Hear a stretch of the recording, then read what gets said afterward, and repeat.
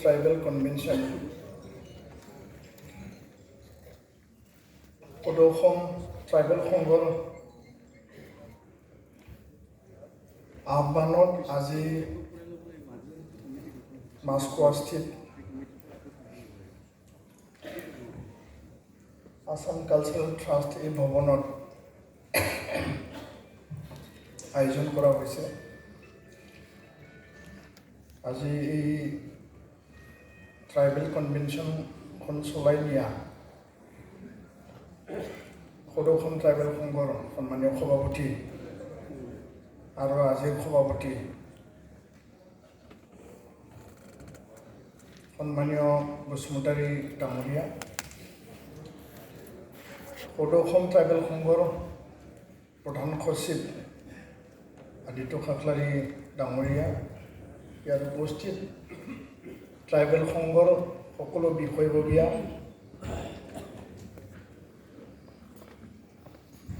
TMPKৰ সভাপতি ৰাজকুমাৰ মৰা, সাধাৰণ সম্পাদক প্ৰমুখ্যে নেতৃবৃন্দ, আমাৰ ইয়াত উপস্থিত আৰচুৰ সভাপতি নিপেন খান্ডা ডাঙৰীয়া, আমাৰ বিভিন্ন চিচিটোৱা সমন্বয়ৰক্ষী সমিতিৰ ভাতৃ সংগঠন বা জনজাতিসকলৰ বন্ধু জাতীয় আৰু ছাত্ৰ সংগঠন ইয়াত উপস্থিত আছে। ৰতন কছাৰী ডাঙৰীয়া, দেৱজ্যোতি কছাৰী ডাঙৰীয়া, সঞ্জীৱ হাজং ডাঙৰীয়া, আৰু লগতে মই সময়ৰ বাবে সকলোৰে নাম ল'ব বিচৰা নাই। ইয়াত উপস্থিত আমাৰ জনজাতীয় জাতীয় আৰু ছাত্ৰ সংগঠনৰ নেতৃবৃন্দ, সভাপতি সম্পাদক, সদৌ অসম ট্ৰাইবেল সংঘৰ আমাৰ অসমৰ বিভিন্ন প্ৰান্তৰ পৰা উপস্থিত হোৱা ট্ৰাইবেল সংঘৰ জিলা কমিটি আৰু ট্ৰাইবেল ইউথ লীগৰ জিলা কমিটি, কিয়নো আজি নতুনকৈ ইয়াত জিলা কমিটি সকলৰ সমৰ্থনত অসম ট্ৰাইবেল সংঘই নতুন ট্ৰাইবেল ইউথ লীগৰ কেন্দ্ৰীয় কমিটি ইয়াত গঠন কৰা হ'ব। ইয়াত এই মানে সিদ্ধান্তও আছে আৰু জনজাতিসকলৰ বিভিন্ন সমস্যাক লৈ পেলাই ইয়াত আলোচনাৰ কাৰণে এই সভাখন মাতিছে। তো আপোনালোকক মই নিখিল বড়ো ছাত্ৰ সন্থাৰ হৈ বা চিচিটোৱা আৰু ট্ৰাইবেল সংঘৰ হৈ শুভেচ্ছা আৰু অভিনন্দন যাচিছোঁ। আমাৰ তিনিগৰাকীকে আমন্ত্ৰিত যিখিনি অতিথি বিভিন্ন ছাত্ৰ সংগঠনৰ, তেওঁলোকে নিজৰ কথাখিনি কৈ গ'ল আৰু ট্ৰাইবেলৰ জনজাতিৰ ঐক্য আৰু শক্তিৰ আমি কেনেকৈ আগুৱাই লৈ যাম সেই কথাও তেওঁলোকে উল্লেখ কৰিছে। সমস্যাটো আছেই, সমস্যা সমাধানৰ কাৰণে আমি সদায় চেষ্টা চলাই আছোঁ, মাত মাতি আছোঁ, কেতিয়াবা ধৰ্ণা দিছোঁ, কেতিয়াবা চৰকাৰৰ লগত আলোচনা কৰিছোঁ, আৰু কেতিয়াবা আমি যি পৰ্যায়ত যেনেকুৱা ধৰণে হেঁচা দিব লাগে সেইখিনি আমি কৰি আহিছোঁ। কিন্তু জনজাতিসকলৰ দীঘলীয়া সমস্যা এতিয়াও সমাধান হোৱা নাই, কিছু সমস্যা মীমাংসা হৈছে আৰু বহুখিনি সমস্যা এতিয়াও মীমাংসা হোৱা নাই, নতুন সমস্যা ইয়াত আৰু মানে সংযোজিত হৈছে।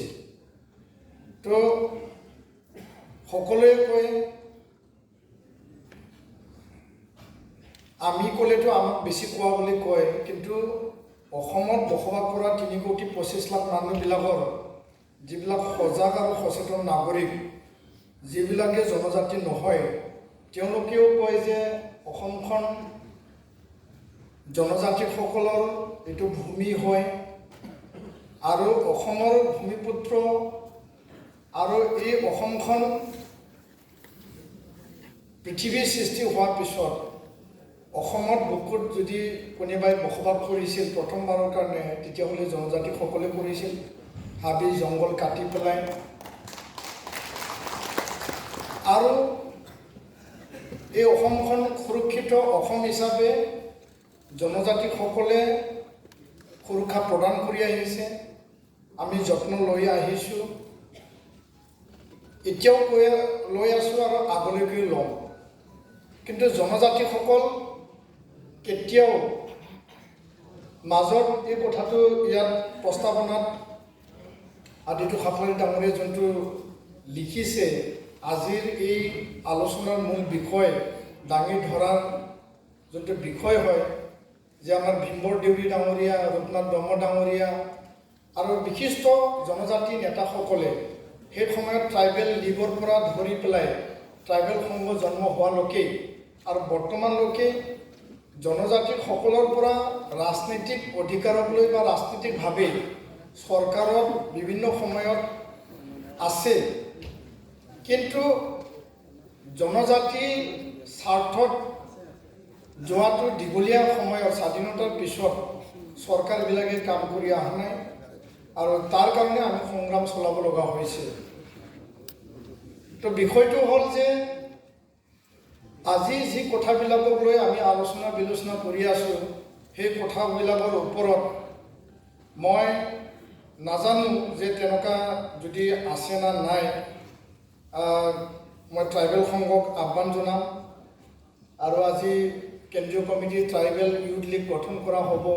আমি চিচিটোৱা সকলোৱে আমি সহায় সহযোগ আগবঢ়াম। জনজাতিসকল ইয়াৰ ভূমিপুত্ৰ হয়। বৰ্তমান মুখ্যমন্ত্ৰী ডাঙৰীয়াই কৈছে এই ভূমি জনজাতিসকলৰ হয়, তেওঁলোকৰ ভূমিতহে আমি বসবাস কৰি আছোঁ, সেই কথাটো মুখ্যমন্ত্ৰী ডাঙৰীয়াই কৈছে। কিন্তু অলপ বিপৰীত ছবিও আছে, এই কথা মই অলপ পিছত ক'ম। মই প্ৰথমে ক'ব বিচাৰিছোঁ যে জনজাতিসকলৰ যি সংগ্ৰাম, সেই সংগ্ৰামক আৰু আমাৰ যিবিলাক সমস্যা, সেই সমস্যা গোটেই বিষয়বিলাক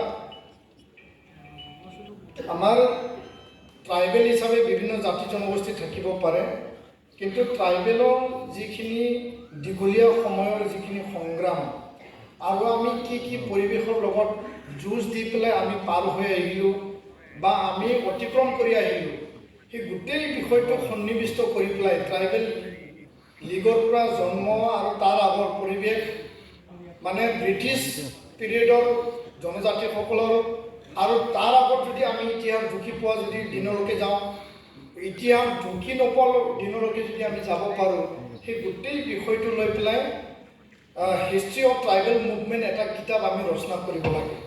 তেতিয়াহে জনজাতি আচলতে আমি কি আছিল, বৰ্তমান কি পৰ্যায়ত আছে আৰু ভৱিষ্যত আমি কেনেকৈ যাম, ইয়াৰ কাৰণে আমি এটা ৰোডমেপ তৈয়াৰ কৰিব পাৰিম। বিভিন্ন আমাৰ বিশিষ্ট ব্যক্তিসকল যিবিলাকে স্কলাৰ হয়, যিবিলাকে প্ৰফেচাৰ হয়, যিবিলাকে ইতিহাসবিদ যোনে বুৰঞ্জী লিখিছে, তেওঁলোকে কেতিয়াবা অসম বুৰঞ্জীত, কেতিয়াবা আহোমৰ কথা লিখোঁতে, কেতিয়াবা ব্ৰিটিছৰ কথা লিখোঁতে অলপ লিখি থৈ গৈছে, বা ব্ৰিটিছ যিবিলাকে মানে লেখক আছিল, মানে এডৱাৰ্ড ডেডৰ কথাই হওক বা আমাৰ সুনীতি কুমাৰ চেটাৰ্জীৰ কথাই হওক, কেতিয়াবা বড়োসকলৰ কথা লিখিছে, মিচিঙৰ কথা, ৰাভাৰ কথা, অলপ সকলোকে 2-3-5 লাইন কিবা এটা লিখি থৈ গৈছে। কিন্তু মই ভাবোঁ যে ট্ৰাইবেল সংঘৰ নেতৃত্বত 5জনীয়া বা 10জনীয়া বিশিষ্ট আমাৰ জনজাতিসকলৰ যিবিলাক গুণী জ্ঞানী ব্যক্তি আছে, যিবিলাকে এতিয়াও জীৱিত হৈ আছে, বহুতেতো আমাৰ পৰা বিদায় লৈ গ'ল, আৰু যদি 10 বছৰমান পিছত যদি লিখে, আমি যদি লিখিব লগা হয় বা আমি নিলিখাকৈ আমি যদি আলোচনাত বহিব লগা হয়, সেই বুৰঞ্জীটো ট্ৰাইবেলৰ বুৰঞ্জী নহ'ব, এইটো মানে অলপ আধা বুৰঞ্জী হ'ব, তাৰমানে মূল বুৰঞ্জীটো নহ'ব।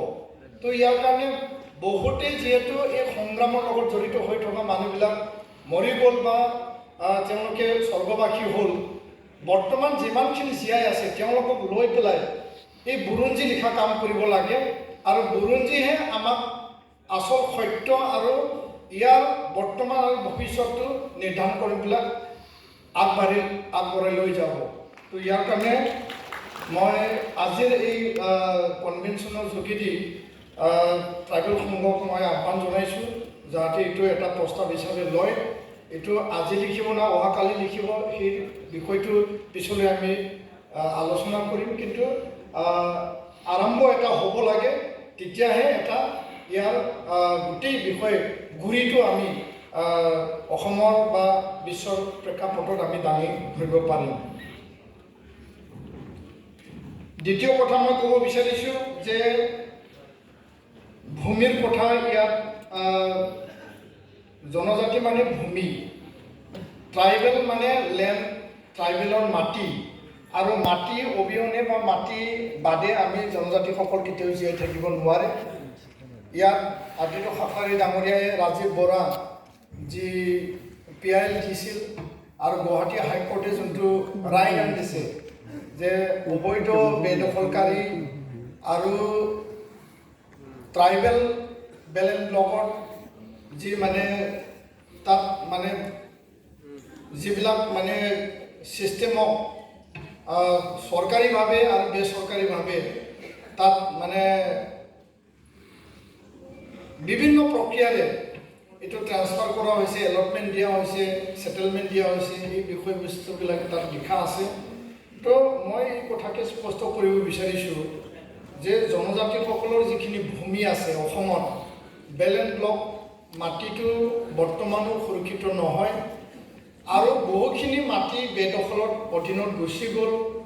সেই বেদখলকাৰীবিলাকক উচ্ছেদ কৰা আজিলৈকে আমি দেখা নাই, চৰকাৰখনে কৰা নাই। আমি যিমানবাৰ ক'লেও চৰকাৰে সেই দিশত সদায় হেমাহি এটা দিশেৰে তেওঁলোকে চাই আছে। বৰঞ্চ জনজাতিসকলৰ যিবিলাক যি অঞ্চলত ট্ৰাইবেলসকলে বসবাস কৰিছে, কেতিয়াবা লামডিঙত সেইদিনাখন আমি দেখিবলৈ পালোঁ যে চৰকাৰী ভূমি হয়, আমি মানি লৈছোঁ, কিন্তু তাত 20-30 বছৰ আগত বসবাস কৰিছিল। শিলখাপু বিলত অকল ট্ৰাইবেলে বসবাস কৰা নাই, বিভিন্ন জাতি জনগোষ্ঠীও তাত বসবাস কৰিছে। ক'ৰবাত পাহাৰত বসবাস কৰিছে, গড়চুকত, তাত এভিকশ্যন কৰা হৈছে। তো ট্ৰাইবেলৰ ভূমিত যিবিলাকে থকা বুলি কয়, পিছত আকৌ ট্ৰাইবেলকে যদি এভিকশ্যন কৰে, সেই ট্ৰাইবেল ক'ত যাব? আমিতো বিদেশৰ পৰা অহা নাই, আমিতো কোনোবা মানে সন্দেহজনক দেশৰ পৰা অহা নাই, আমি এই দেশৰে নাগৰিক। আৰু এই অসমখন আমি মানে বুৰঞ্জী ইতিহাস ঢুকি নোপোৱাৰ দিনৰ পৰা আমি ধৰি ৰাখিছোঁ, এতিয়াও ধৰি মানে আমি ৰক্ষা কৰি আছোঁ আৰু ভৱিষ্যতেও আমি কৰি যাম। আৰু ইয়াৰ কাৰণে ট্ৰাইবেল বেলেঞ্চ ব্লকত সুৰক্ষিত সদায় থাকিব, এইটোতো লাগিবই। অন্যহাতে যিবিলাক জনজাতি লোক আছে, মাটি বেলেঞ্চ ব্লক নহয়, ট্ৰাইবেল বেলেঞ্চ ব্লক নহয়, কিন্তু তেওঁলোকে তাত বসবাস কৰি আছে। য'ত য'ত ট্ৰাইবেল মানুহ আছে, য'ত যেনেকৈ আছে, ট্ৰাইবেলৰ মাটি বেলেঞ্চ ব্লক নহ'লেও সেইটো সুৰক্ষিত প্ৰদান কৰাৰ কাৰণে অসম চৰকাৰক এটা প্ৰস্তাৱ, এটা পলিচি নীতি আনিব লাগে বুলি আমি আজি কনভেনশ্যনে দাবী জনাব লাগে। তেতিয়াহে য'তে ট্ৰাইবেল নাথাকক কেতিয়াও তেওঁলোকক উচ্ছেদ কৰিব নোৱাৰিব। য'তে ট্ৰাইবেল থাকক তাতে তেওঁলোকে ভূমিৰ পট্টা দিব লাগিব, মাটিৰ পট্টা দিব লাগিব, আৰু তেতিয়াহে ট্ৰাইবেল সুৰক্ষিত হিচাপে জীয়াই থাকিব পাৰিব। নহ'লে আজি আপাৰ আসামৰ ট্ৰাইবেলক উচ্ছেদ কৰিব, মানে নামনি অসমৰ ট্ৰাইবেলক উচ্ছেদ কৰিব, কেতিয়াবা মানে বৰাক ভেলীত উচ্ছেদ কৰিব, জনজাতিসকল ক'ত থাকিব? অসমৰ 4 সীমাৰ ভিতৰতে ঘূৰি থাকিব লাগিব। আমাৰ কাৰণে এক্সট্ৰা দেশ নাই, আমাৰ কাৰণে এক্সট্ৰা ৰাজ্য নাই, আমি এই ৰাজ্যতে আমি বসবাস কৰি আছোঁ আৰু এই ৰাজ্য আমাৰে। তো ইয়াৰ কাৰণে য'ত জনজাতিসকল বসবাস কৰি আছে, যিখিনি মাটি আছে, এই মাজত এটা নীতি আহিছিল যে জনজাতিসকলক মাটি কমকৈ দিয়া হ'ব। মানে যদি কাৰোবাৰ 50 বিঘা মাটি আছে, কাৰোবাৰ 100-200 বিঘালৈকে আগত মাটি আছে, সেই মাটিবিলাকক যদি তাৰ নামত নিদিয়ে, তো সেই মাটিখিনি তাৰ নামত যাব। তেনেকুৱাও এটা পৰিৱেশ আহিছিল। তাৰমানে জনজাতিসকলৰ যাৰ মাটি আছে, সেই মাটিটো কমাই দিব বিচাৰিছে, আৰু যাৰ মাটি নাই, ভূমিহীন, তেওঁলোকক উচ্ছেদ কৰি পেলাই তেওঁলোকক আকৌ মানে অঘৰীয়া কৰি পেলাই মাটিবিহীন কৰিব বিচৰা এনেকুৱা নীতিও আমি দেখা পাইছোঁ। বহুতো অঞ্চলত এতিয়াও ফৰেষ্ট ৰাইট এক্ট ইমপ্লিমেণ্ট কৰা নাই। শোণিতপুৰ, বিশ্বনাথত বাৰম্বাৰ মিটিং লোৱা হ'ল, DC লেভেলত মিটিং হ'ল, মুখ্যমন্ত্ৰী লেভেলত মিটিং হ'ল। DFOয়ে বেলেগ কয়, DFOয়ে কয় যে এই মাটিটো আমাৰ, এই মাটিৰ মই মালিক। অসম চৰকাৰে অসম চৰকাৰৰ পৰা ডাইৰেকশ্যন পঠাই যে এই মাটিক জনজাতিসকলক হস্তান্তৰ কৰিব লাগে according to forest right act. সেই কামবিলাক আজি তাৰিখত কেতিয়াবা WPTয়ে ডিচিক দৌৰ দিয়ে, ডিচিয়ে DFক কয়, DFয়ে ডিচিক কয়, DFয়ে WPTক কয়। এনেকুৱা এটা তিনিকণীয়া এটা কাজিয়াৰ মাজত অসমত কাকিতে হওক, আপাৰ আছামত হওক বা শোণিতপুৰ বিশ্বনাথৰ হওক, গোলাঘাটৰ হওক, বিভিন্ন অঞ্চলত ভূমিপুত্ৰ জনজাতিসকলৰ আইন থকা স্বত্বেও, ভাৰত চৰকাৰৰ আইন থকা স্বত্বেও এই FRA-ৰ অধীনত মাটি পোৱা নাই। সেই কথাটো আমি ক'ব লাগিব আৰু এইটো আমি চৰকাৰক আমি দাবী জনাইছোঁ অতি পলমে মানে খুব মানে স্পীডি মেনাৰত FRA এক্টটো ইমপ্লিমেণ্ট কৰিব লাগে। নতুন বেলেঞ্চ ব্লক ঘোষণা কৰাৰ কথা আছে চৰকাৰৰ। বসুন্ধৰা আঁচনি আমি দেখিবলৈ পাইছোঁ, অলপ আগতে আমাৰ আদিত্য খাটলাৰী ডাঙৰীয়াই কৈছে, আমাৰ TMPKৰ সভাপতি ডাঙৰীয়াই কৈছে যে ইয়াত মিউটেশ্যনৰ মানে থ্ৰু ইনহেৰিটেঞ্চ মা দেউতাৰ ককা আইতাৰ মাটি মানে ল'ৰা ছোৱালী বা প্ৰত্যেকৰ নামত আহিব, সেই কামটো অসম চৰকাৰে কৰিছে। ইয়াত আমাৰ আপত্তি নাই, ক'ব লগা নাই। খুব সহজ সৰলভাৱে মাটিৰ কাম মানে সহজতে কৰি ল'ব পৰা বা কম মানে পইচা খৰচ নকৰাকৈ অনলাইন ব্যৱস্থাৰে মাটি অধিকাৰ দিয়াৰ কাৰণে অসম চৰকাৰে ব্যৱস্থা লৈছে। এইটো আদৰণীয় দিশ। কিন্তু এইটো কৰিবলৈ যাওঁতে যদি বেলেঞ্চ ব্লকক মাটি অনলাইন এপ্লাই কৰি পেলাই কোনোবাই যদি অনলাইন হস্তান্তৰ কৰি দিয়ে, কাৰোবাৰ নামত মাটি কাৰোবাৰ নামত যদি তেওঁলোকক ট্ৰেন্সফাৰ কৰি দিয়ে আৰু এই অনলাইন ব্যৱস্থাত যদি ভালকৈ যদি স্ক্ৰিনিং নকৰে, ভালকৈ যদি তাত মনিটৰিং নকৰে, তো জনজাতিসকলৰ মাটি অনলাইন ডিজিটাইজেশ্যন ব্যৱস্থাৰ মাজেদি বেলেগৰ হাতত যোৱাৰো এটা সম্ভাৱনা নিশ্চয় আছে। আৰু এই দিশটো সতৰ্ক আৰু সচেতনতাৰে অসম চৰকাৰে যাতে আগবাঢ়ে। কোনো কাৰণত ট্ৰাইবেলৰ মাটি, বেলেঞ্চ ব্লকৰ মাটি নন বনাফাইড যিবিলাক মানুহ আছে তেওঁলোকে যাতে কোনো কাৰণত পাব নোৱাৰে বা তেওঁলোকে যাতে বেনিফিট ল'ব নোৱাৰে, তাৰ কাৰণে অসম চৰকাৰে সতৰ্ক আৰু সজাগ হৈ পেলাই এই বসুন্ধৰা আঁচনিক মানে আগবঢ়াই নিব লাগিব। আঁচনিখন আমি ৱেলকাম কৰিছোঁ, কিন্তু আঁচনিত যদি কিবা আঁসোৱা আছে সেই আঁসোৱাখিনি পাইলট ছিষ্টেমত যিহেতু কৰা হ'ল এইটো ঠিক কৰিব লাগিব বুলি আমি দাবী জনাইছোঁ। মাটিৰ ক্ষেত্ৰত মই এইখিনি ক'লোঁ। মই মাটিৰ ক্ষেত্ৰত মই বেছি ক'ব বিচৰা নাই। বেকলগ ভেকেঞ্চিৰ কথা কৈছে।